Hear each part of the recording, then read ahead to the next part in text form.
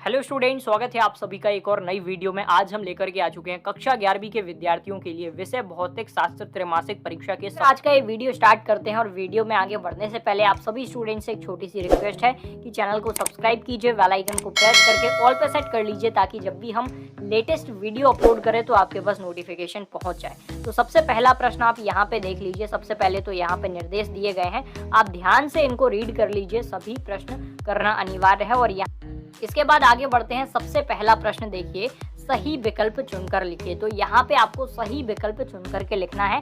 सबसे पहला प्रश्न है, निम्न में से कौन सा व्युत्पन्न मात्रक है? तो यहाँ पे इसका उत्तर हो जाएगा option second candela. Option B आपको टिक कर देना है। इसके बाद दूसरा प्रश्न देखिए, क्वांटम सांख्यिकी का विकास किया है? तो इसका उत्तर हो जाएगा option B S N. Bose. Option B आपको यहाँ पे टिक कर देना है। इसके बाद तीसरा प्रश्न देखिए, प्रकाश वर्ष मात्रक है? तो इसका उत्तर यहाँ पे हो जाएगा, तीसरे प्रश्न का उत्तर हो जाएगा दूरी का। प्रकाश वर्ष मात्रक है दूरी का। इसके बाद चौथा प्रश्न देखिए, किसी गतिमान कर्ण के लिए शून्य हो सकता है? तो इसका उत्तर आपको लिख देना है विस्थापन हो सकता है। इसके बाद पांचवा प्रश्न देखिए, निम्नलिखित में से कौन सी राशि अदिश है? तो इसका उत्तर आपको लिख देना है कार्य।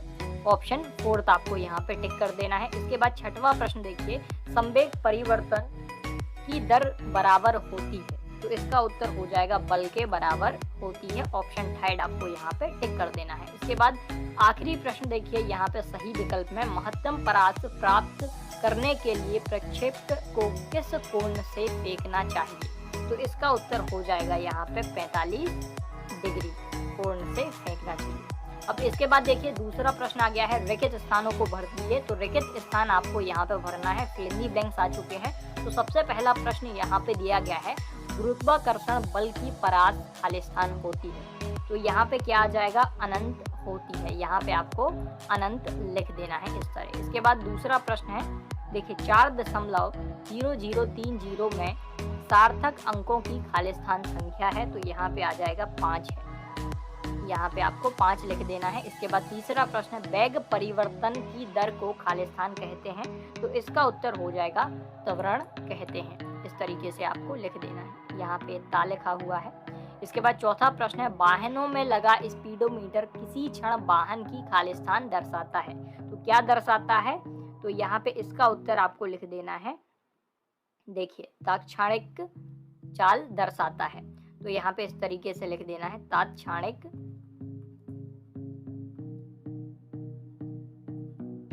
चाल दर्शाता है। इस तरीके से आपको लिख देना है।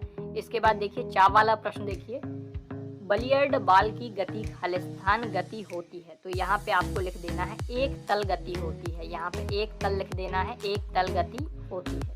इसके बाद छठवां प्रश्न देखिए, बल का आवेग खाली देखिए बराबर खाली स्थान में परिवर्तन है? तो यहाँ पे संवेग आ जाएगा। इस तरीके से आपको लिख देना है। इसके बाद आखिरी प्रश्न, शक्ति का मात्रक खाली स्थान है? तो ये तो आप सबको पता होगा, वाट है।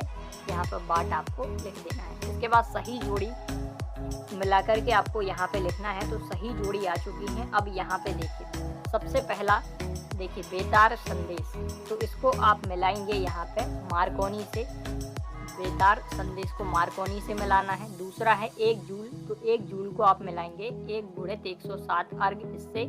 इसके बाद तीसरा है चाल, तो चाल को आप मिला देंगे मीटर पर सेकंड। इसके बाद गति का प्रथम नियम, तो गति का प्रथम नियम है v = u+at। इसके बाद देखिए यहाँ पे सदिश राशि, तो सदिश राशि इसको आप मिलाएंगे वेग से। इसके बाद है कोणीय वेग, तो इसको आप मिला देंगे कोणीय वेग को रेडियन पर सेकंड। और बल का आवेग, तो इसको आप मिलाएंगे संवेग में परिवर्तन।